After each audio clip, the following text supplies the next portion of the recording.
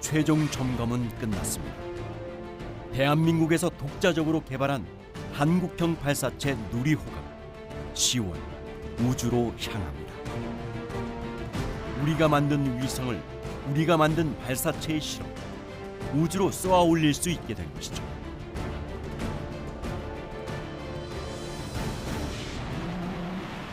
누리호 발사는 성공과 실패를 떠나서 세계 선진국들과 항공우주 분야에서 어깨를 나란히 하는 가슴 벅찬 일입니다.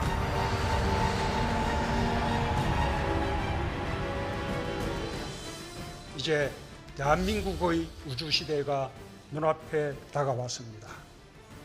2013년 나로호가 러시아의 도움을 받아야 했던 아쉬움을 털어내고 우리 위성을 우리 발사체로 우리 땅에서 발사하게 된 것입니다. 누리호는 아리랑 위성 같은 1.5톤 무게의 인공위성을 우리 힘으로 쏘아 올리기 위해 개발됐습니다. 세계 7번째로 실용급 위성 발사 능력을 가진 독자적 우주 발사체를 보유하게 된 것입니다.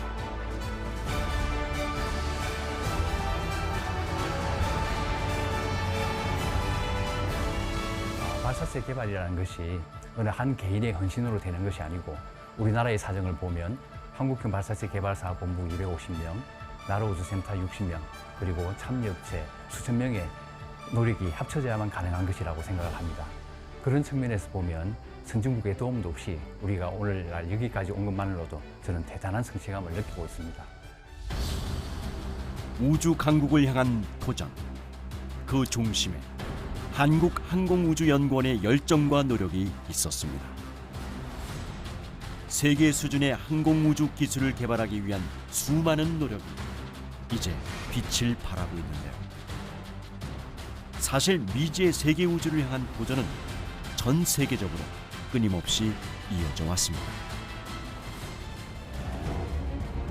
1957년 세계 최초의 인공위성이 발사되었고 1969년 인류가 달에 첫 발자국을 남기는 역사적인 사건이 있었습니다. 1996년 대한민국은 국가우주 개발 계획을 처음 수립. 1999년 국내 최초 다목적 실용 위성인 아리랑 1호를 발사했습니다.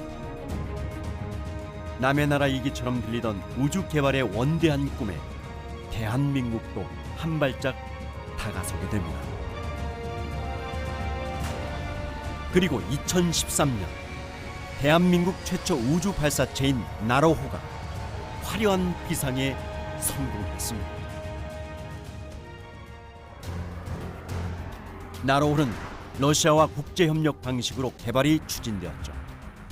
러시아의 핵심 엔진 기술을 의존해 추진한 사업으로 러시아가 1단 로켓 및 관련 장비 설계와 개발을 담당하고 우리나라가 2단 고체 모터 개발과 나로 우주센터 구축을 총괄했습니다.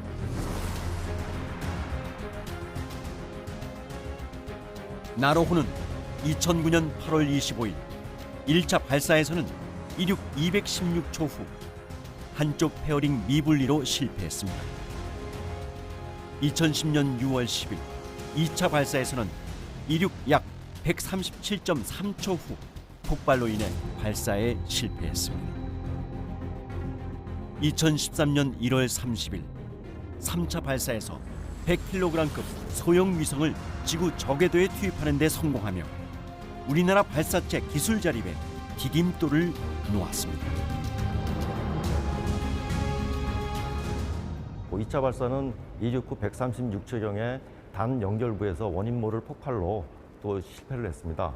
물론 선한 실패는 용인된다라고는 하지만 실제 발사 과정이 전 국민 앞에서 노출되는 시점에 실패가 드러나니 저희 연구원들은 매우 참담함을 금할 수가 없었고요. 실패했다는 것에 대한 많은 죄책감들을 갖게 되었습니다. 2번 시험 발사 실패 이후에 3차 발사를 시도하는 과정에서도 2번의 발사 연기가 있었습니다. 고압의 헬륨 가스를 공급하는 과정이 기밀이 문제가 돼서 발사가 중지된 적이 있었고요. 또 전자 소자가 고장이 나서 2번째 발사가 연기되기도 했었습니다. 실패했던 원인을 찾고 막상 성공하고 나니까 드디어 해냈다라는 생각뿐이 없었고요. 그래서 그동안에 지나왔던 어려움들이 하나의 추억이나 좋은 경험으로 그렇게 남게 됐었습니다. 한국 최초의 우주 발사체 나로호의 성공을 발판으로 누리호 개발 사업이 진행되었습니다. 누리호 사업은 나로호 사업이 진행 중이던 2010년에 시작됐죠. 2013년에 마지막 3차 비행을 성공적으로 마친 나로호는 우리나라와 러시아 간의 국제 협력을 통해서 개발된 우리나라 최초의 발사체였고요. 지금 현재 저희가 개발하고 있는 누리호는 우리나라 기술로 1.5톤급의 위성을 발사할 수 있는 약 1.5배 정도 크기의 로켓으로 보시면 됩니다. 한국형 발사체 개발의 핵심은 75톤급 액체 엔진. 75톤급 액체 엔진의 성능을 확인하기 위해 시험 발사체를 통해 실제 비행을 확인하기에 이릅니다. 2018년 11월 28일 전남 고흥군 나로 우주센터 발사장에서 발사된 시험 발사체는 목표 시간인 140초를 넘어 151초간 연소하면서 최대 고도 209km를 기록하며 약 530초 동안 비행했습니다. 이를 통해 순수 독자 기술로 개발한 75톤급 액체 로켓 엔진의 성능을 확인했습니다. 시험 발사체 성공으로 한국은 세계에서 75톤급 중형 액체 로켓 엔진을 보유한 7번째 국가가 되었습니다. 지난 3월 25일 한국항공우주연구원은 이날 국내 기술로 개발한 최초의 발사체 누리호의 최하단인 1단 로켓 성능을 최종 검증했습니다. 결과는 성공. 실제 발사와 동일한 자동 발사 소프트웨어를 사용해 125.5초간 추진제가 엔진에 정상 공급되고 연소가 안정적으로 이루어지는 것을 확인했습니다.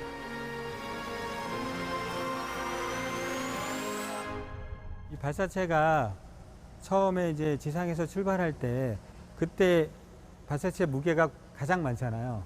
그때 가장 큰 엔진이 필요합니다. 그래서 저희가 75톤짜리 4개를 그래서 사용하는 거고요. 이제 1단 연료 산화제를 다 쓰고 나면은 이 무게는 달고 갈 필요가 없으니까 단분류를 해서 떨어뜨려요. 그러면은 무게가 가벼워지잖아요. 2, 3단만 남으니까. 그러니까 2단 엔진은 더 작은 엔진이 필요한 거예요. 그래서 더 엔진이 작아지고. 그래서 2단은 75톤 하나가 필요한 거고요. 또 2단 그 연료 산화제를 다 쓰고 나면은 그걸 또 분리해서 버립니다. 그러면서 이제 3단만 남고 3단 엔진은 최종적으로 한 7톤 정도 더 작은 추력으로 작은 무게를 비행을 해야 되니까 그런 방식으로 저희가 이제 궤도 설계를 하게 됩니다. 1단부는 누리호 추진기관 개발 중 가장 어려운 과정이라고 합니다. 75톤 엔진 4기를 하나로 묶는 형태는 국내 발사체에 처음으로 적용되었죠. 체계 구조가 복잡하고 엔진 4기가 하나의 엔진처럼 정확하게 동시에 점화돼 균일한 성능을 내야 해서 누리호 개발에서 기술적으로 가장 어려운 과정 중 하나로 꼽힙니다.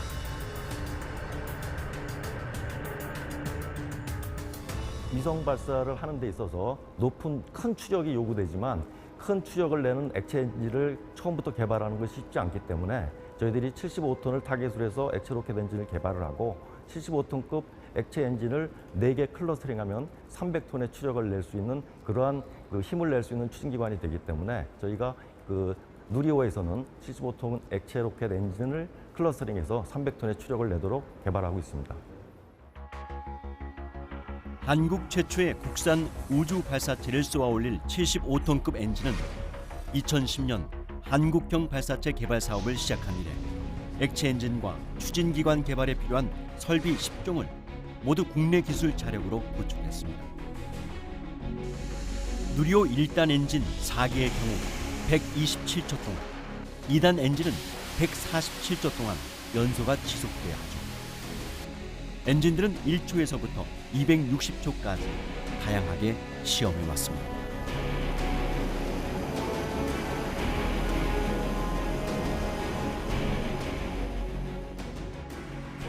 75톤 엔진 개발 과정에서 중대형 액체 엔진 개발의 가장 큰 기술적 난제인 연소 불안정 현상이 발생했습니다. 한국형 발사체 누리호 엔진의 연소 불안정 현상은 2014년 10월에 발견되었고 16개월 동안 10여 차례의 설계 변경과 20회가량 시험을 진행한 끝에 연소 불안정 현상을 해결할 수 있었습니다. 한국형 발사체 누리호 개발의 핵심인 75톤급 액체 엔진 개발은 나로호 개발 당시 선행연관 30톤급 액체 엔진 기술을 바탕으로 추진되었죠. 일단은 75톤급 액체 엔진 4기, 2단에는 75톤급 액체 엔진 1기, 3단에는 7톤급 액체 엔진 1기가 사용됩니다. 발사체 개발을 위한 시험 설비 구축과 75톤급, 7톤급 액체 엔진 개발 및 시험 발사체 발사를 거쳐 2021년 300톤급 추력의 3단형 한국형 발사체 누리호를 발사할 예정입니다. 누리호는 총 3단으로 구성이 됩니다. 좀 전에 말씀드렸습니다만 75톤급 액체 로켓 엔진을 저희가 개발을 했습니다. 이 75톤급 액체 로켓 엔진을 클러스링해서 4개를 묶어서 1단으로 구성을 하고요. 그럼 1단 추력이 300톤이 되고 75톤급 액체 로켓 엔진을 하나를 사용하는 2단, 그 다음에 7톤급 액체 로켓 엔진을 3단으로 사용을 해서 총 3단으로 구성되는 발사체 시스템이 되겠습니다. 2020년 2월 기준 75톤 엔진은 17기가 제작되었으며 총 146회 시험, 누적 연소 시간은 14,365초입니다. 단일 최장 연소 시간은 260초를 달성했죠.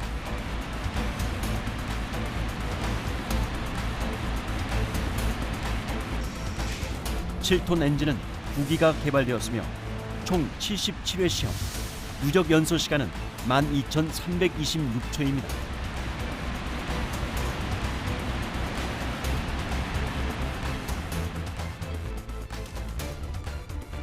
우주 개발에 대규모의 예산을 투입하는 미국, 러시아 등은 발사체 기술력이 국가 안보와 직결된다는 판단 아래 엔진 기술을 다른 나라와 공유하지 않습니다. 2013년 발사에 성공한 나로호 개발 과정에서도 정부는 액체 엔진이 탑재된 1단부를 러시아에서 가져오고 핵심 기술은 이전받지 못했죠.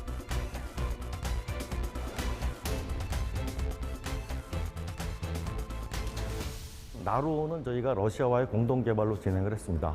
엄격히 얘기하면 1단 추진기관을 러시아에서 들여온 것이기 때문에 순수한 우리 발사체라고 할 수는 없습니다만 많은 기술들을 저희가 그때 습득을 했고 그것이 밑거름이 돼서 누리호는 저희가 최초로 독자 개발한 그리고 국내 업체에서 순수 제작한 그러한 발사체로서 만약에 누리호가 성공을 한다면 우리 스스로 만든 그 발사체가 성공하는 아주 의미 있는 그 성공이 될 것입니다. 우리 기술로 개발한 발사체. 독자 우주 발사체를 갖고 있다는 것은 자국의 위성을 원하는 시점에 우주로 발사할 수 있다는 것을 의미합니다.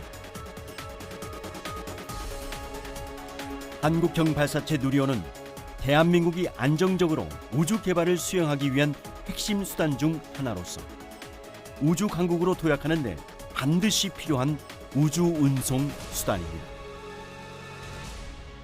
우주 발사체라고 하면은 뭐 지구상에서 작동하는 게 아니고 우리 지구를 떠나서 그 지구 외에 이제 행성까지 이제 응용되는 기술일 텐데 뭐 사실상 마지막 그 인류가 마지막으로 도전할 수 있는 최고의 기술 영역이라고 생각이 듭니다. 우주 탐사가 지금 전 세계적으로 지금 엄청 활발히 진행되고 있는데 결국 우리도 우주 탐사에 참여할 수 있는 하나의 무기가 만들어졌다고 보시면 될 것 같습니다. 우리나라는 1990년부터 오늘날까지 30년간 우주항공 기술을 구축하기 위해 끊임없이 노력해왔습니다. 1단형 고체 과학 로켓을 시작으로 한국형 발사체 누리호까지 발사체 자력 개발을 위한 기반 기술을 비롯해 경험을 획득했죠.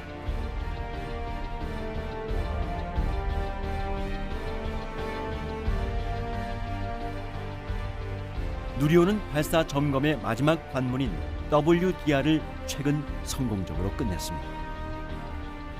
WDR이란 발사체를 발사대에 세우고 극저온 환경에서 발사체가 정상 작동하는지를 확인하기 위해 영하 183도씨의 산화제를 충전, 배출하는 작업을 말하죠. 발사 전 최종 점검 WDR을 하는 이유는 무엇일까요? 누리호에는 극저온 액체산소, 영하 183도의 극저온 액체산소를 사용을 하는데요. 극저온 액체산소가 이제 발사체에 주입이 되면은 간혹 그 금속들이 쪼그라들고 뒤틀리면서 문제가 발생할 수도 있습니다. 그래서 저희가 발사 전에 발사할 기체를 발사대에 세워서 실제로 이제 액체산소를 주입을 해서 문제가 있는지 없는지 발사 과정을 쭉 진행을 해서 점검을 하는 과정의 일환입니다. 발사체 추진 탱크에는 엔진 연소에 필요한 연료와 산화제를 싣습니다. 연구원들이 수많은 어려움을 딛고 만들어낸 누리호 1단 산화제 탱크는 최소 2.2mm 얇은 두께죠. 약 125초 동안 수십 톤의 산화제를 공급해 300톤의 강력한 추력을 견인해야 합니다. 직경 3.5m, 높이 10m의 1단 산화제 탱크는 얇은 두께로 엄청난 속도와 압력, 하중을 견뎌냅니다. 연구원들은 스피닝, 용접, 가공, 소재 등 여러 가지 문제들을 해결하고 수많은 실패를 통해 얻은 경험을 바탕으로 1단 산화제 탱크 EM을 완성하는 것입니다. 저희가 2015년부터 이제 추진제 탱크 그 장비를 설치를 하고 공정 개발을 하기 시작했거든요. 근데 처음에 저희가 예상했던 거 대비 한 6개월 이상이 지연이 됐어요. 초기에 그만큼 어려움을 많이 겪었었고요.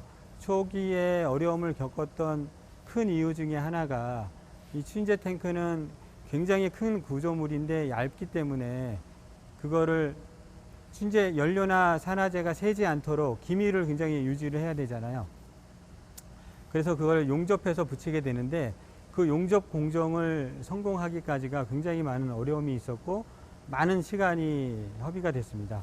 그 여러 가지 시행착오를 거쳐서 6개월 이상 지연은 됐지만 저희가 고생을 해서 그거를 처음 시험에서 성공했던 그 시점이 2016년 한 가을쯤 되는데 그때 이제 성공하고 나니까 이제 큰 고비를 넘었구나 이런 생각을 했었던 그런 기억이 있고요. 그때가 참 인상 깊게 남았던 그런 시점이었다고 생각을 합니다. 나로 우주센터는 공군 외나로도 163만 평 부지에 세워진 우리나라 유일의 우주 발사체 발사장입니다. 나로 발사 운용을 위한 1단계 사업은 2000년 12월부터 2010년 6월까지 진행되었고 최종 목표인 한국형 발사체 누리호 개발을 위해 2009년 1월부터 우주센터 2단계 사업을 진행 중에 있습니다.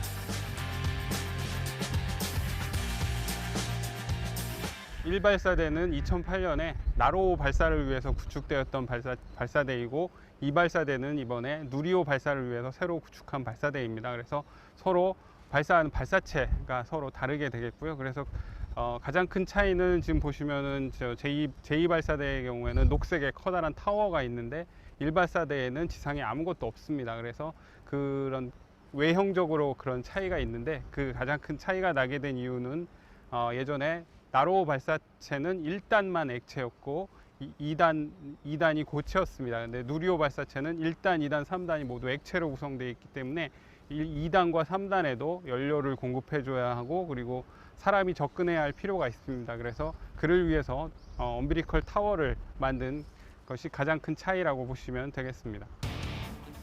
나로호는 모든 결합부가 발사체 아래에 연결되는 러시아식인데 비해 누리호는 추진제와 전기 등을 발사체 옆에 세워진 약 46m의 엄빌리컬 타워에서 케이블을 통해 공급하는 방식입니다. 발사체가 비행하기 시작하면 옆에 붙었던 케이블 등이 떨어져 나가죠. 나로호 때 기술 협력을 했던 러시아 기술진이 단시간 내에 오차없이 제2발사대를 구축하는 것을 보고 감탄했다는 후문입니다. 네, 저희들은 이제 발사대를 만들고 우주센터를 구축을 하면서 일종의 인프라 기반을 갖췄다라고 생각을 하고 있습니다. 이 기반 위에 저희 뒤를 따르는 수학들 후배들이 점점 더 많은 것을 쌓아가면서 더욱더 선진국을 쫓아가고 오히려 선진국을 앞서는 그런 기술적인 성과를 내기를 기대를 하고 있습니다. 10월 발사를 위해 모든 준비를 마친 순수 국내 기술로 제작된 한국형 발사체 누리호가 우주로 향합니다. 누리호는 나로의 전철을 밟지 않기 위해 더 많은 실험과 시험을 거쳤죠. 그럼에도 불구하고 성공은 그 누구도 장담할 수 없습니다. 과연 누리호는 모두의 바람처럼 안전하게 우주로 날아오를 수 있을까요?